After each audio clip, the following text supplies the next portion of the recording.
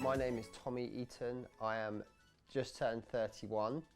I went to Hitchin Boys School quite well, what was that, 13 years ago.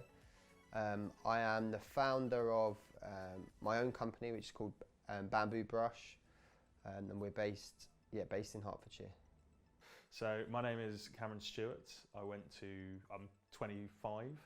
I went to Bishop Stortford College and then Tring Park for sixth form, schooling wise, and I currently work as a customer services supervisor at Green Energy UK or GE UK. My name is Chie and I am currently working at BRE, and I recently graduated from the University of Exeter studying Masters in Sustainability, and I also did my Bachelor in University of Exeter as well as studying Geography. My job role is I'm the founder of our business. There's two of us within the business, myself and my partner Rebecca, and then a lot of we don't have any employees, but we outsource the majority of job roles within our business. Yeah, so the job role is pretty much answering customers' questions, whether that be by email or over the phone, depending on obviously the customer and the situation. But it's predominantly answering people's questions and solving their problems that they have when it comes to their energy bills and also their energy tariffs as well. So I am currently working as a BREEAM Quality Assurance Auditor at BRE, and essentially the role is for BREEAM scheme, which is a scheme that BRE funded and established in 1990, and the scheme ensures buildings to be more sustainable and just promotes more sustainable practices. I think the challenging thing is every customer is different. You know, some customers may not think the same way that you do, and also you have to worry about how that customer may be feeling, if they're more vulnerable, for instance, or if they've got something else going on in their life that you may not know about.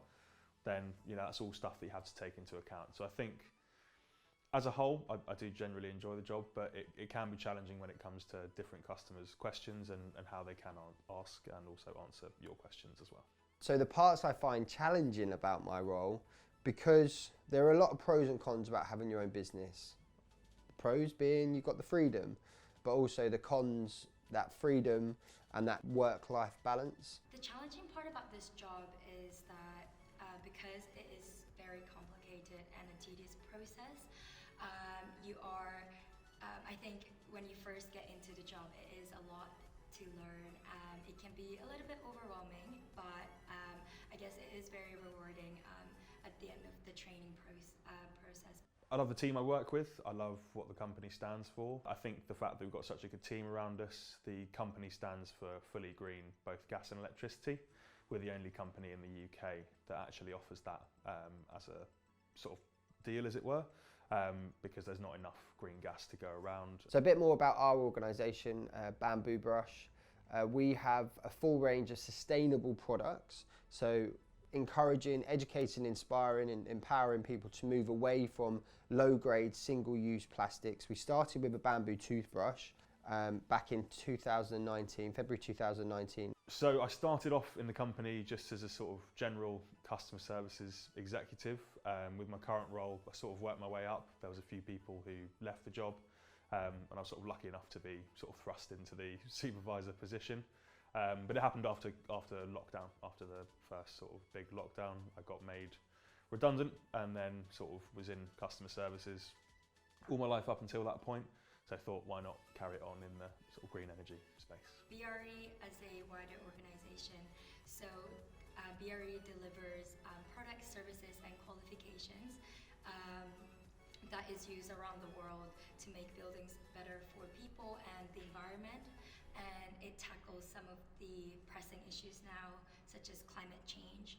The story behind Bamboo Brush was that we were living in Asia and we were working specifically in social media marketing with hospitality companies, hotel chains, travel companies, tourism boards all around promoting travel. And as I mentioned earlier, that kind of evolved in us seeing the dramatic increase on plastic pollution on our beaches and in rural communities, and we wanted to take action. We've always said that we're not sustainability or environmental experts, but we know how to get people engaged into something. Yeah, so the wider organisation is, as I said, it's GE UK or Green Energy UK. What we do is we offer fully green gas and electricity through 4 sort of main sources, which for electricity are solar, wind and biomass. So for GCSEs, it was a bit of a long time ago, but I remember doing all the sciences and economics, drama, English, but I did international baccalaureate, so that's when I got to narrow down my subjects, and then I took geography, economics, environmental science and societies, and those kind of really shaped and narrowed down and really got to learn more about sustainability. The subjects I took at GCSE and A-level, I always wanted to be a PE teacher. So I knew I needed to take PE at GCSE and then take biology and sciences and PE at A-level. And then I went on to university to go into teaching. So I did an exercise physiology, it's like a sports science degree, came out and then worked for an apprenticeship company called Sporting Futures Training, based in Stevenage, based in Hearts. So GCSEs, I sort of did all the normal ones, the English, maths, I did double science, and then I did geography.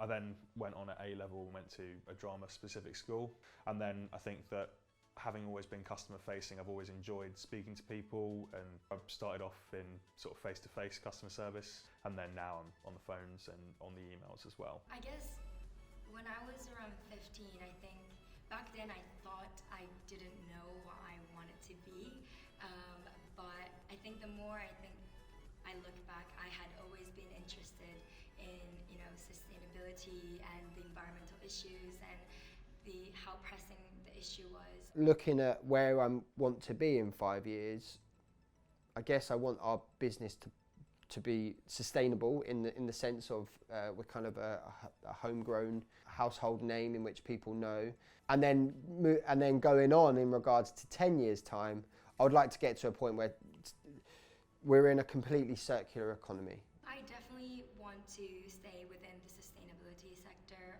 and I definitely want to, my aim is obviously to have a hands-on and engagement with hoping to work and produce solutions to an issue like climate change. I think I always, in terms of what I wanted to do when I was younger in comparison to now, I think I always wanted to be talking to people and surrounded by people and working with people. So I think that when I was younger has sort of translated to now, albeit in a slightly different sphere, but I still enjoy doing what I'm doing, and I'd say it's still sort of what I wanted to do. I think in 5 years' time, I'd love to be sort of progressed, whether it be sort of in this company or in a different company, but I'd still love to be talking to people and sort of taking people's opinions on. I think I'd love to be more in the creative sphere, whether that be through radio or television or film in some cases. But I think 10 years' time, probably something more in the creative area of the industries that we sort of work in. Yeah, I guess when I was at school, I did not know where I would see myself, and I think at school when you are kind of put in the position of what do I want to do in the future, I think it is such a daunting time. I definitely think that taking up on subjects that you find enjoying and feel passionate in, and as you continue the learning, I think that's when you develop passion. So advice I'd give to kind of young people who are looking to start their own business is, it sounds very cliche, but you need to find your purpose and your why. My why was being in Asia and seeing plastic having a direct impact on our environment and direct impact on humans. So it comes from a deeper place, because having your own business is hard. It takes up a lot of time. It's somewhat risky. There are positives, but it is hard. You need to put the hard work in, and if you don't find your why and your purpose, it's I can imagine it being quite easy to give up. So you need to go and experience the world and find your why. Advice I think I give is to be open-minded with, as with anything. I think in any sort of field, if you're going for an interview for something, don't be afraid to show who you are, as it were. I think it's very easy to sort of get caught up in interviewing and get caught up in the whole process when in fact you just need to be yourself. Keep on learning and be prepared to learn, and make sure that you're willing to be a sponge to knowledge.